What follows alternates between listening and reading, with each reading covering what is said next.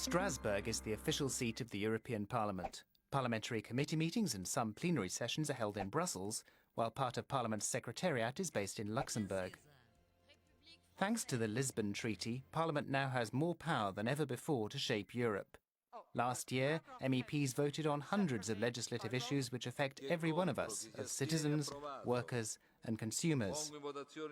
The Lisbon Treaty also gives more rights to European citizens, as the Charter of Fundamental Rights is now binding on all the EU institutions.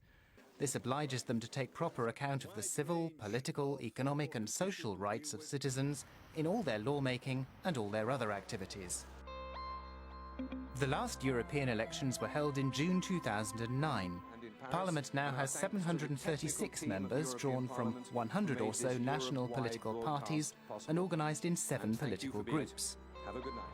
The Lisbon Treaty gives Parliament an enhanced legislative role, bringing around 50 new areas under the co-decision procedure, with Parliament acting on an equal basis with the Council of Ministers, which represents member state governments. Those areas include agriculture, energy security, immigration, justice and home affairs, health, and the structural funds. Parliament also has a new role within the EU and its institutions. It approves the President of the European Commission, and the appointment of the EU's Foreign Policy High Representative is also subject to its consent. What's more, Parliament now decides on the entire EU budget, together with the Council. The European Parliament was directly elected for the first time in 1979, and it's now in its 7th term of office since then. The current President of Parliament is Jerzy Buzek, a Polish MEP who belongs to the European People's Party group. He was elected in July 2009. The President oversees all the activities of Parliament and its bodies. He chairs the plenary sessions and represents the institution in all of its external relations, in particular at international level. Parliament regularly plays host to presidents, prime ministers and other distinguished guests from a wide range of countries. Relations with the international community are of prime importance to the European Parliament, which is why it seeks to ensure that the EU plays a more prominent role in foreign affairs.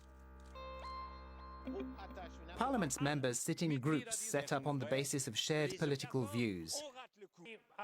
The groups operate rather like European political parties, forming alliances and negotiating compromises.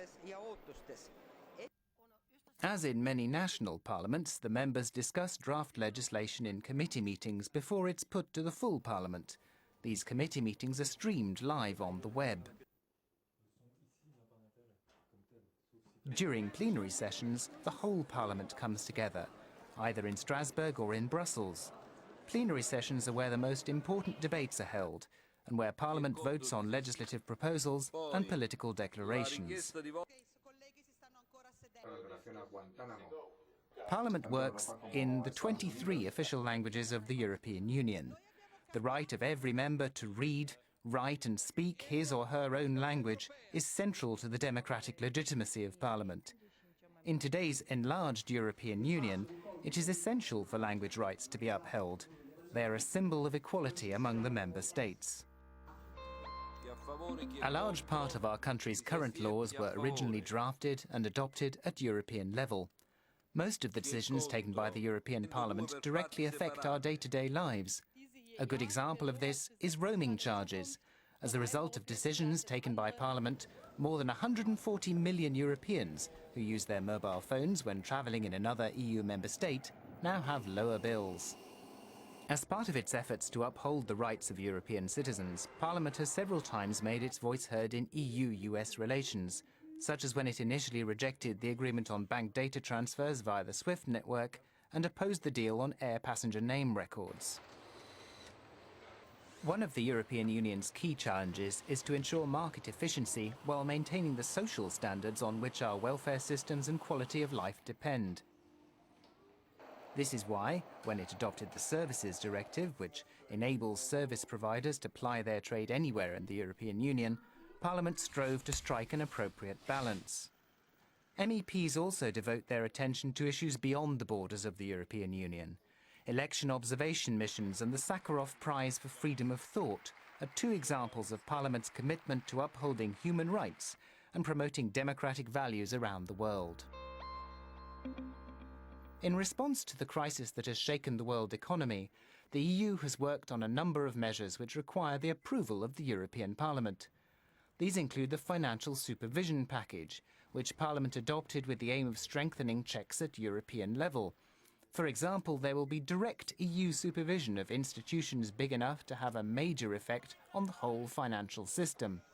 On hedge funds and private equity, Parliament has called for new rules on transparency and the reduction of risks that might jeopardise the EU's real economy. If Europe is to meet the challenges ahead, people and politicians need to work together. The European Parliament is one of the most effective ways for everyone to play a part in EU affairs.